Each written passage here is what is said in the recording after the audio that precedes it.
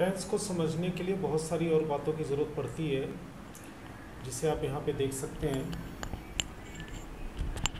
Tense को समझने के लिए आपको दो बातों की जानकारी होना आवश्यक है मूल रूप से। सबसे पहले ग्रामर के रूल्स।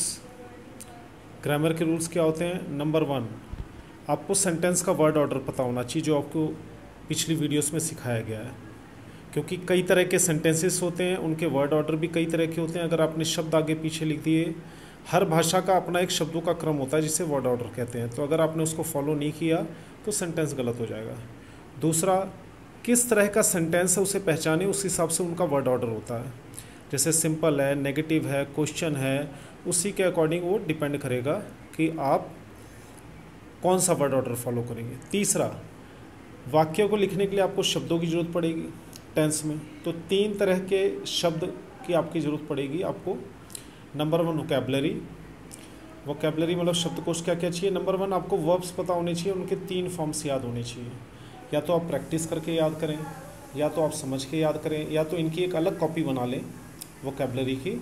उसमें जो है वर्ब्स अलग लिख लें जो आम भाषा में रोज़ यूज़ होती है। क्योंकि अगर आपको इंग्लिश सीखनी है तो वो सारे वर्ब्स आपके पास होने चाहिए जिन्हें आप टेंस में इस्तेमाल कर सकें। इसके बारे में बताऊंगा कितने वर्ब्स सीखने हैं, क्या कैसे, वो अगली वीडियो में आपको जानकारी मिलेगी। फिर बेसिक वर्ड्स आपको पता होने चाहिए। नंबर 2, बेसिक वर्ड्स का मतलब I, we, you, they, he, she, it, in, on, at, ये सारे बेसिक वर्ड्स हैं, जिसकी कुछ लिस्ट आप लोगों को बता दी गई है। बाकी अभी कुछ लिस्ट बाकी है, करीबन 100 के आसपास वर्ड्स की, वो आपको बता दी जाएगी आने वाली वीडियोस में। फिर है मेन वर्ड। मेन वर्ड का मतलब होता है कि सेंटेंस में मेन वर्ड क्या है। जैसे कि मान लीजिए आप लिखना चाहते हैं कि आई एम प्लेइंग क्रिकेट। अब आई एम प्लेइंग तो आपने नियम से लिख दिया, आपको वर्ब भी पता था, वर्ड ऑर्डर भी सही लिखा आपने, सेंटेंस भी सिंपल था, आपको जानकारी थी।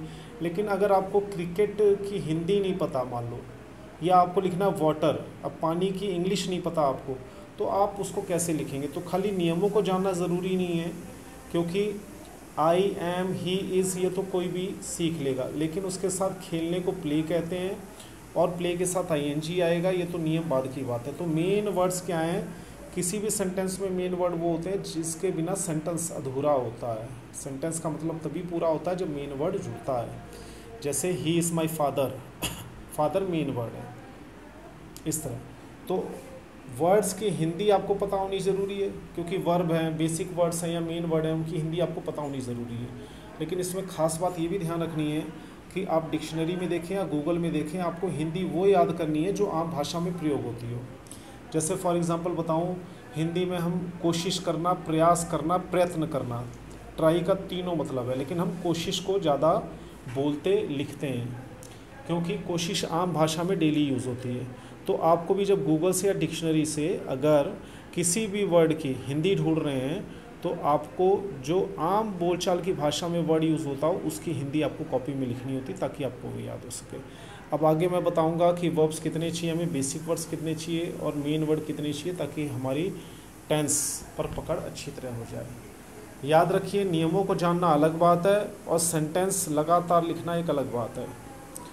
तो नियम तो गिने चुने हैं जैसे कि आपने पिछली वीडियोस में देखा, लेकिन सेंटेंस बनाना थोड़ा मुश्किल होता है, क्योंकि उसके लिए 3 वर्ड्स आपके पास पूरे होने चाहिए।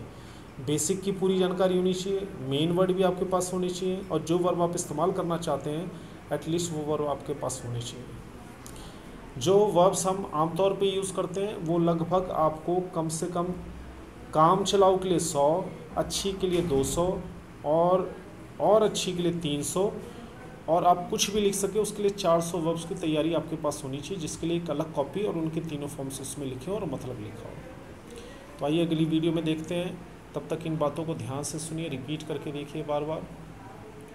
धन्यवाद।